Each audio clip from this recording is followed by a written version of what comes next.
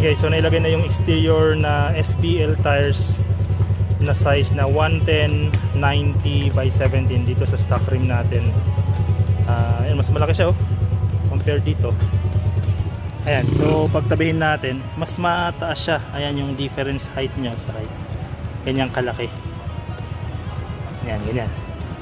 So guys, ayan, ilagay na natin itong SBL tire.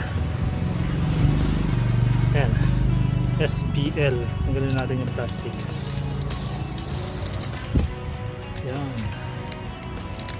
Okay, so SBL tire size, ayan, 110 by 90 by 17. So kapag titignan mo siya dito sa likod, ayan, ayan, ang laki niya. Ayan yung comparison niya. So mas malaki to. Okay, so testing natin.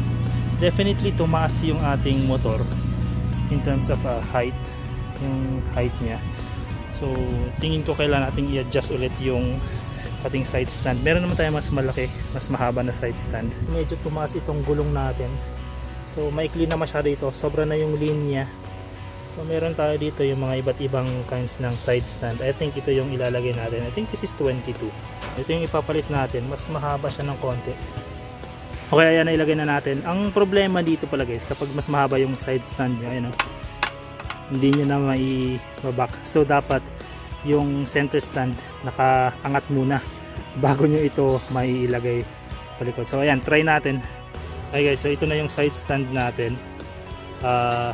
Nilagyan ko nito yung shoe side stand para medyo mas humaba pa ng konti. Itsura nyan, ayan, medyo okay na rin. Hindi naman na siya masyadong nakalin pag ganito.